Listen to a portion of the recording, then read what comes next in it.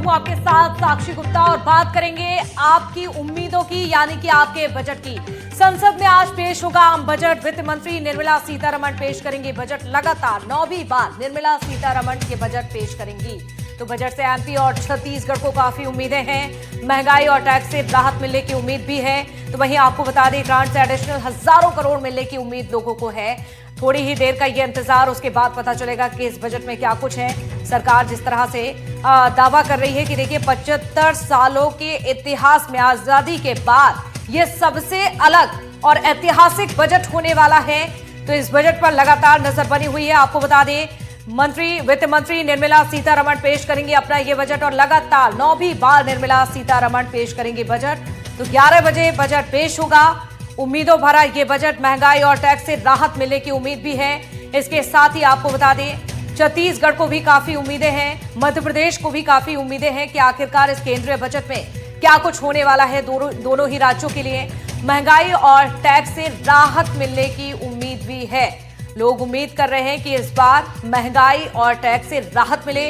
इसके साथ ही ग्रांट से एडिशनल हजारों करोड़ मिलने की उम्मीद भी है। जिस तरह से 2025 का जो बजट आया उसे लोकप्रिय माना गया, मिडिल क्लास के लोगों पर उसमें ज्यादा फोकस किया गया, लेकिन इस बार भी हर वर्ग, चाहे किसानों की बात की जाए, महिलाओं की बात की जाए या फिर बात किसी भी अलग सेक्टर की जाए, हर किसी को उम्मीद है कि इस बजट में उनके लिए क्या कुछ है। तो थोड़ी ही देर में बजट होगा पेश। महंगाई और टैक्स से राहत की उम्मीद जताई जा रही है। बड़ी खबर आपको बता रहे हैं, वित्त मंत्री निर्मला सीतारमण करेंगी पेश। और ये इस वक्त आपकी टीवी स्क्रीन पर कुछ सीधी तस्वीरें आपको दिखा रहे हैं। तो देखिए, ये काफिला सिलसिला शुरू हो चुका है और अब इंतजार किया जा रहा है वित्त मंत्री निर्मला सीतारमण का, जब बजट पेश किया जाएगा। तो आप देख सकते हैं संसद में किस तरह से बजट की तैयारियां चल रही हैं और 11 बजे का ये समय, जैसे ही घड़ी में 11 बजेंगे, सौगातों का पिटारा खोलेंगी वित्त मंत्री देश के लिए। आज महत्वपूर्ण दिन है क्योंकि आज देश का बजट आने वाला है। तो सरकार का लेखा जोखा साल भर का, कि सरकार किस तरह से खर्च करेगी और इस पर फोकस किया जाएगा। ये पूरी जानकारी आज दी जाएगी। महंगाई और टैक्स से राहत मिलने की उम्मीद इस बजट से जताई जा रही है। तो ये बड़ी जानकारी आप तक पहुंचा रहे हैं। तो देखिए, देश भर को इस बजट से उम्मीद है। संसद में आज बजट पेश होगा। वित्त मंत्री निर्मला सीतारमण पेश करेंगे बजट। आपको बड़ी जानकारी दे रहे हैं और ये जो तस्वीर आपको दिखा रहे हैं, ये सीधी तस्वीरें आपके सामने। बजट से एमपी और छत्तीसगढ़ को उम्मीदें हैं, लेकिन सीधी तस्वीरें आप देखिए, हलचल तेज हो चुकी है संसद में और ये सिलसिला पहुंचने का शुरू हो चुका है। 11 बजे का ये समय होगा जब बजट को पढ़ेंगी, बजट को पेश करेंगी वित्त मंत्री निर्मला सीतारमण। तो इस वक्त की ये बड़ी खबर, आम लोगों से जुड़ी हुई खबर, क्योंकि आज सरकार की ओर से ऐलान किया जाएगा, इस बजट को लेकर जानकारी दी जाएगी। तो आम बजट 2026-27 प्रधानमंत्री नरेंद्र मोदी सरकार के मौजूदा कार्यकाल का ये एक अहम बजट माना जा रहा है, इसीलिए बेहद ही महत्वपूर्ण और हर किसी को इस बजट से बहुत ज्यादा उम्मीद है। तो वित्त मंत्री निर्मला सीतारमण 1 फरवरी यानी कि आज बजट को पेश करेंगी। 11 बजे संसद में बजट को पेश करेंगी। पिछले साल का बजट लोकप्रिय बजट माना गया, जिसमें मिडिल क्लास को बड़ी राहत मिली थी और इस बजट में इनकम टैक्स में छूट, सैलरीड क्लास के स्टैंडर्ड डिडक्शन, किसान क्रेडिट कार्ड की लिमिट बढ़ाने, इसके साथ ही आप देखिए सस्ती दवाओं और इंश्योरेंस सेक्टर में सुधार जैसे बड़े फैसले यानी कि 2025 में लिए गए थे बजट में। और इस बार भी उम्मीदें बहुत ज्यादा हैं सरकार से इस साल। हालांकि सरकार का जो ध्यान है वो अर्थव्यवस्था पर है और लोगों की उम्मीदें भी हैं कि इस सेक्टर पर फोकस सरकार करे, ताकि जो रोजगार की समस्या है उससे भी निजात मिले। आपको बता दें, आज बजट आने वाला है, देश का ये बजट, केंद्रीय बजट पेश करेंगी वित्त मंत्री निर्मला सीतारमण। तो देखिए, बजट सरकार का ये जो साल भर का लेखा जोखा है, जो कि सरकार आज जानकारी देगी। आसान शब्दों में इसे कहा जाए तो बजट में बताया जाता है कि अगले वित्त वर्ष में यानी कि 2026-27 में सरकार कितना कमाएगी, कितना खर्च करेगी और पैसा किन किन क्षेत्रों में खर्च किया जाएगा। तो आज रविवार का दिन है और ऐसे में आज देश का बजट आने वाला है। 11 बजे बजट को पेश करेंगी वित्त मंत्री निर्मला सीतारमण। एमपी और छत्तीसगढ़ को इस बजट से बहुत ज्यादा उम्मीदें हैं। कि आखिरकार दोनों ही राज्यों को किस तरह से सरकार की ओर से साधा जाएगा। क्या कुछ यहाँ पर एमपी और छत्तीसगढ़ के लिए हो सकता है, क्योंकि कई फंड्स ऐसे हैं जो अभी भी बकाया हैं, कई योजनाएं, चाहे बात उज्जैन के सिंहस्थ को लेकर की जाए तो इसको लेकर किस तरह से सरकार फोकस कर रही है, केंद्र का ध्यान किस तरह से एमपी और छत्तीसगढ़ को लेकर है, ये आज पता चलेगा जब वित्त मंत्री अपना ये बजट आज पेश करेंगे। तस्वीरें आपको सीधी दिखा रहे हैं, आप देख सकते हैं ये तस्वीरें आपके सामने। आज बजट पेश किया जाएगा, तो आज होगा देश का बजट पेश। आपको बता दें 1 फरवरी यानी कि आज बजट पेश किया जा रहा है। तो महिलाओं और युवाओं के लिए भी कई घोषणाएं संभव मानी जा रही हैं, इसीलिए चाहे महिलाओं की बात की जाए या फिर युवाओं की बात की जाए, ज्यादातर उम्मीद है कि महिला उद्यमिता, स्वरोजगार और स्किल डेवलपमेंट से जुड़ी योजनाएं, क्या इस पर भी किस तरह से ध्यान आकर्षित सरकार आज करती है। तो आज देश का आम बजट पेश किया जाएगा।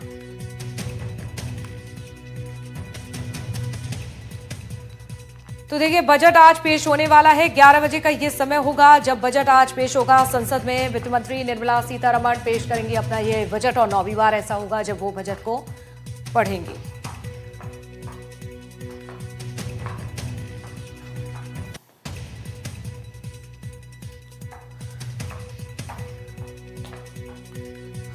तो आज का दिन सबसे बड़ा दिन है देश के लिए, आम लोगों के लिए, क्योंकि आज देश का बजट आने वाला है।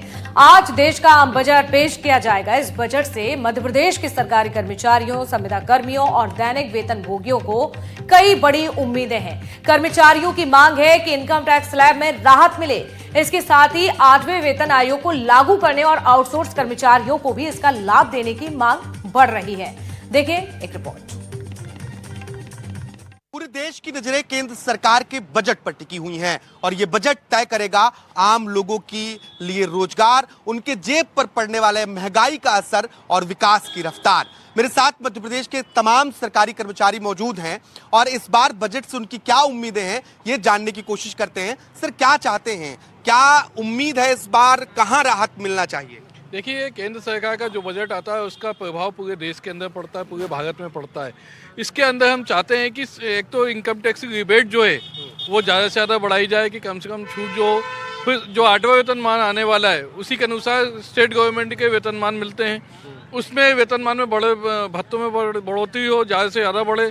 उसके बाद जो पेट्रोलियम पदार्थ हैं, जो महंगाई है, उन पर जो दरें ज़्यादा हैं जिससे महंगाई बढ़ती है, वो पेट्रोलियम का जो दर है वो कम हो और मैं पेट्रोल सस्ता हो, डीजल सस्ता हो। अन्य चीज़ों पे जो जीएसटी के दायरे में नहीं है वो जीएसटी में चीज़ें दायरे में लाके गैस सिलेंडर के भाव कम हो, ऐसे बहुत सारी चीज़ें होनी चाहिए। गैस सिलेंडर के साथ पेट्रोल और डीजल की दामों में कमी देखी जाए, ऐसा सर कह रहे हैं। आपको क्या लगता है सर? हमें ये लगता है कि सरकार काल्पनिक और जो सरकारी आंकड़ों के स्थान पर वास्तविक बाजार दर है महंगाई की, उसके आधार पर, मूल्य सूचकांक के आधार पर 2016 की दरों को आधार बनाकर महंगाई भत्ता और वेतन भत्ते दिए जा रहे हैं। ये सरकार के लिखित आंकड़े हैं। हमारा ये आग्रह है कि केंद्र सरकार वर्तमान के 2026 के बेस ईयर के आधार पर जो है कर्मचारियों के महंगाई भत्ते और वेतन में वृद्धि करे और 8वां वेतन आयोग की सिफारिशें अब तक लागू नहीं की गई हैं। इस बजट में ये घोषणा की जाए कि कर्मचारियों को 1 जनवरी 2026 से 8वां वेतनमान नगद रूप से मिलना शुरू हो जाएगा, क्योंकि अभी तक 50 सालों के इतिहास में कर्मचारियों को यथा समय वेतन आयोग का लाभ उसी माह से मिलना शुरू हो गया। पहली बार है कि जब विलंब हो रहा है। तो हमारा ये आग्रह है कि सरकार 8वें वेतन आयोग को इस बजट में लागू जो होने वाला है, आने वाला है, माननीय सीतारमण जी प्रस्तुत करने वाली है, उसमें शामिल किया जाए और उसमें आउटसोर्स संविदा कर्मचारियों को भी शामिल किया जाए। और साथ ही हमारा ये आग्रह है कि केंद्र सरकार इस तरह का पूरे भारत भर में निर्णय ले कि जो केंद्र के आउटसोर्स कर्मचारियों को दिया जाता है वेतन, न्यूनतम वेतन, वही पूरे भारत के आउटसोर्स कर्मचारी को दी जाए, क्योंकि आज मध्य प्रदेश के आउटसोर्स के कर्मचारी केंद्र की तुलना में आधा वेतनमान पा रहे हैं। बिल्कुल, ये बहुत जरूरी विषय है। आउटसोर्स कर्मचारियों की बात हो गई, सर महंगाई की बात हो गई, आप क्या मानते हैं? में हमारा सबसे बड़ा कि जो खाद्यान्न की चीज़ भी बहुत महंगे हो गए हैं, इनको भी सस्ता होना चाहिए। गैस सिलेंडर इस समय 850 रुपये करीब समथिंग भोपाल में है, ये भी कम होना चाहिए। पेट्रोल डीजल जो है 100 पार है। पूरे भारतवर्ष में सबसे ज़्यादा पेट्रोलियम पदार्थ हमारे मध्य में महंगा है। तो हमारा ये मानना है कि जो पेट्रोलियम अगर कम होंगे तो ज़्यादा आसान है। खाद्यान्न पदार्थ भी सस्ते होना चाहिए, यही हमारा मानना है हर चीज़ का। और हमारे जो सरकारी कर्मचारियों के तो जो हमारे दैनिक वेतनभोगी अंशकालीन है, सभी कर्मचारियों को जो केंद्र के समान वेतनमान देना चाहिए, ये हमारी अपेक्षा है भारत सरकार के वित्त मंत्री से। बहुत सारी उम्मीदें हैं आम जनता को, चाहे वो कर्मचारी हो, युवा हो या महिलाएं हो। अब देखना होगा कि ये बजट आम जनता की उम्मीदों पर कितना खरा उतरता है। भोपाल से कैमरा पर्सन अभिषेक सिंह के साथ आकाश द्विवेदी, एनडीटीवी। तो आज देश का आम बजट पेश होने जा रहा है। ग्वालियर के लोगों की इस बजट से क्या उम्मीदें हैं, वो भी अब आपको सुनवाते हैं। जीएसटी को लेकर हम लगातार एक मांग कर रहे हैं कि जीएसटी बहुत जटिल है। एक आम व्यापारी जीएसटी की जटिलताएं पूरी नहीं कर सकता है, तो उसको सरल किया जाना चाहिए। वही इनकम टैक्स के जो स्लैब है, जिसके अंदर एक बार अगर हमने जो रिज्यूम अपना लिया उसको हम स्विच नहीं कर सकते हैं, तो वो व्यवस्था भी होना चाहिए, क्योंकि अनुभव के आधार पर हमें 1 या 2 बार स्विच करने का अवसर मिलना चाहिए। देश में जजेज की बहुत कमी है, न्याय बहुत विलंब से मिल रहा है। जितने जज होना चाहिए उतने जज नहीं है, जजों के पद रिक्त हैं। उसके लिए बजट में कुछ ना कुछ राशि सैंक्शन होना चाहिए। इसी प्रकार से कानून व्यवस्था, पुलिस डिपार्टमेंट भी खाली होते जा रहे हैं। 25 साल से नई भर्तियां नहीं हुई हैं और नए मतलब कहना चाहिए पुलिस बल को बढ़ाना चाहिए। हमें इस बजट में 2 रूप में सुविधाएं उपलब्ध होनी चाहिए। पहली सुविधा एक आम जनमानस के लिए, जो कि एक इनकम टैक्स के रूप में उनको एक सहूलियत मिलनी चाहिए, क्योंकि आज महंगाई और इतनी बढ़ चुकी है, तो उनके लिए एक सुविधा बहुत होनी चाहिए। इसके अलावा जो हमारे देश में अभी एक क्राइसिस हम देख रहे हैं कि भाई पूरे वर्ल्ड में एक टैरिफ वॉर चल रहा है, उस टैरिफ वॉर को फेस करने के लिए जो मोदी सरकार ने अभी जो पहल की है, mother of all deal sign की है यूरोपियन यूनियन के द्वारा, वो एक बहुत ही मील का पत्थर साबित होगी। इसको व्यवस्था को बनाए रखने के लिए और विदेशी निवेश को यहाँ लाने के लिए सबसे पहले तो जो STCG है और long term capital gain, short term capital gain है, इनको थोड़ा सा सरल करना चाहिए। अभी भी किसी शहर का अगर विकास होना है, उसके लिए बजट की एक अपनी महत्वपूर्ण भूमिका होती है। उसके लिए सरकार को इस ओर ध्यान देना चाहिए। यहाँ पर उद्योगों के लिए सरकार को ध्यान देना चाहिए। आज से 20 साल पहले क्या था ग्वालियर, आज ग्वालियर क्या है? सड़कें टूट फूट गई हैं। जो विकास की बात करें, ट्रैफिक की स्थिति खराब है, किसी प्रकार कोई ध्यान नहीं दिया जा रहा, किसी विभाग में कोई भर्तियां नहीं है। सरकार को इन शहरों के लिए बड़ा बजट बनाना होगा। सिर्फ 4 या 5 शहर, हैदराबाद, बेंगलोर, गुड़गांव, नोएडा, पुणे, ये 4-5 शहरों पे पूरा IT का विकास केंद्रित कर दिया है। जब आज के समय में 150 करोड़ की आबादी का देश, करोड़ों स्टूडेंट्स यहाँ पे हैं, जब जो IT क्षेत्र में काम कर रहे हैं, उनके लिए 4-5 शहर, बाकी हिंदुस्तान में क्या होगा? तो देखिए उम्मीदें कितनी ज्यादा है इस बजट को लेकर। 1 फरवरी यानी कि आज देश का बजट आने वाला है। बजट को लेकर इंदौर के लोगों के मन में क्या है, वो भी आप। मेरी उम्मीद है कि हम लोगों को, जैसे पेंशनर हैं, हम फैमिली पेंशन वाले हैं, तो हमको मतलब इनकम टैक्स में हमको रियायत मिलनी चाहिए। और दूसरी बात ये है कि आजकल काफ़ी टाइम कोरोना के बाद से हमको रेलवे में सीनियर सिटीजन कोटा ही ख़त्म कर दिया है, तो वो हमको दिया जाए।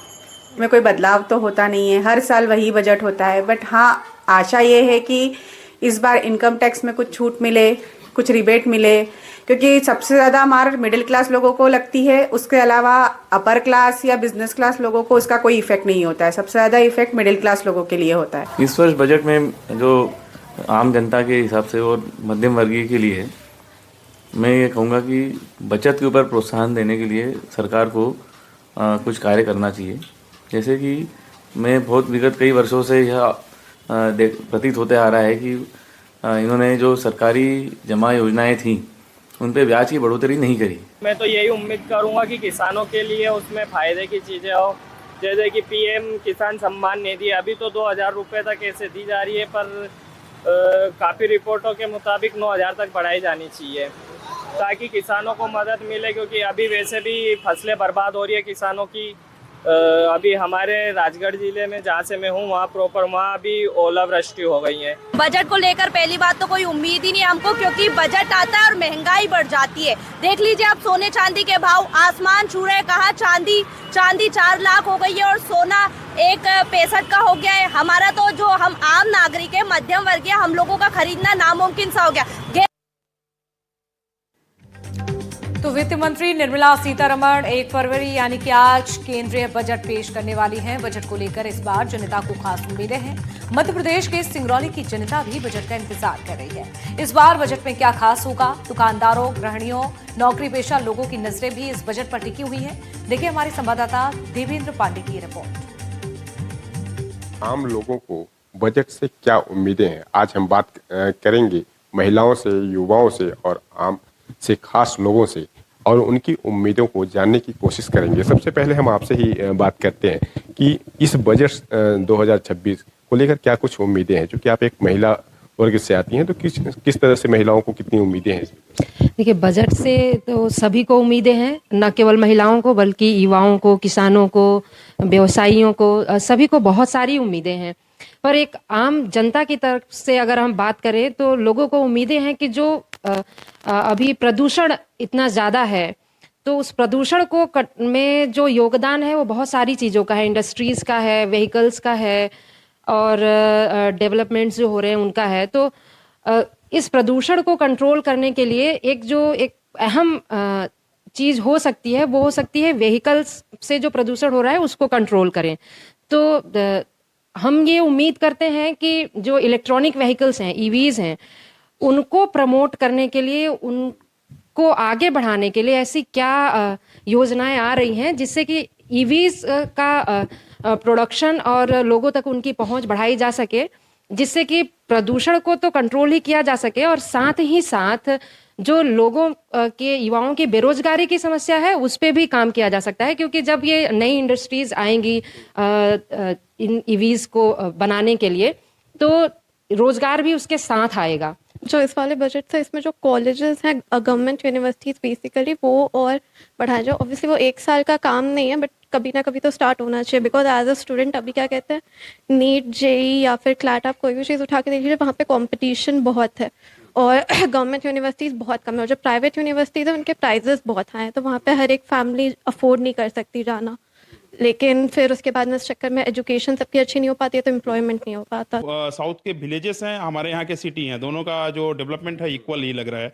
तो हमको बहुत इंफ्रास्ट्रक्चर डेवलप करने की, तो इसको बूस्ट करे, एमएसएमई को प्रमोट करे, यंग बिजनेसमैन, स्टार्टअप्स को प्रमोट करे, और जब इंफ्रास्ट्रक्चर करेगा तो अपने आप ओवरऑल डेवलपमेंट होगा। तो ये थे हमारे साथ में महिलाओं से लेकर खास युवा वर्ग के लोग तक, इनका साफ तौर पे मानना है कि बजट से भी इनकी काफ़ी उम्मीदें हैं। ये चाहते हैं कि देश का विकास तभी होगा जब यहाँ के व्यवसायी आगे बढ़ेंगे, और महिलाओं की भी काफ़ी इस बजट से उम्मीद है। अब देखने वाली दिलचस्प बात यही होगी कि 1 फरवरी को जब बजट का पिटारा खुलेगा तो उसमें क्या क्या बाहर निकल कर आता है और कितना फायदा आम से लेकर खास लोगों को मिलने वाला है। सिंगरौली से एनडीटीवी के लिए देवेंद्र पांडे। तो विदिशा एक कृषि प्रधान जिला है, इसके साथ ही केंद्रीय मंत्री शिवराज सिंह चौहान का भी संसदीय क्षेत्र है, जिसके कारण यहाँ के किसानों की बजट पर खास नजर है। सुनिए यहाँ के लोगों ने बजट को लेकर क्या कुछ कहा है। इस बजट में क्या खास उम्मीदें हैं किसानों की? सब किस बजट आने वाला है, क्या तो खास? डीएपी यूरिया की बड़ी समस्या है। डीएपी सोसाइटियाँ उपलब्ध नहीं करा पा रही हैं और दुकानों पे 400-400, 500 की बोरी मिल रही है यूरिया की। SIDAP में कालाबाजारी बहुत है। इसके अलावा लाइट की बड़ी समस्या है। बिजली रात में 4 घंटे मिल रही है, दिन में 6 घंटे मिल रही, वो भी पूरी नहीं मिल रही। गवर्नमेंट कह रही है हम 10 घंटे दे रहे हैं, लेकिन हमें 7 घंटे ही मिल रही है। तो बजट पेश होने वाला है, क्या खास उम्मीद रखते हैं सरकार से और क्या हम होना ये चाहिए? चाहते हैं कि थोड़े से रेट फसलों के अच्छे रहें। जैसे इस बार धान का अच्छा है, सोयाबीन में गवर्नमेंट ने भावांतर दिया था। ऐसे और भी फसलें हैं वो उनके रेट कम हैं। गेहूँ का रेट इस बार बहुत कम है, तो रेट बढ़े हमारे लिए तो उसी में फ़ायदा है। बिल्कुल, मेरे साथ यहाँ और किसान हैं। बजट पेश होने वाला है, खेती को लाभ का धंधा बनाया जाए, जिससे क्या उम्मीदें हैं आपकी सरकार? एक्चुअली मैं किसान नहीं हूँ, बट फिर भी अगर किसान लोग हित में सोचें तो उनके लिए अच्छे रेट फिक्स करने चाहिए। जो बार बार रेट में बदलाव आता है कि आज कुछ है कल कुछ है, और सस्ते रेटों में खरीदे जा रही हैं फसलें, तो उससे थोड़ा बचना चाहिए और किसानों को प्रोत्साहित करना चाहिए। जी बिल्कुल, यहाँ और भी किसान मौजूद हैं। आप मुझे कुछ बता रहे थे, आप बताइए ना। लाइट दिन में मिल जाए साहब, रात भर बहुत लाइट परेशान मिल जाए, लाइट से बड़ी परेशानी है। बहुत परेशानी है, वो 10 घंटे की बोल के दिन में मिलना चाहिए लाइट। एक बड़ा बजट आ रहा है, सरकार कह रही है कि खेती को भी लाभ का धंधा बनाया जाए, इसलिए किसानों पर अहम फोकस है। क्या चाहते हैं आप, क्या बजट में और खास होना चाहिए? बड़ी समस्या है गौ माता की, जो खेतों पर नुकसान कर रही है दिन न रात।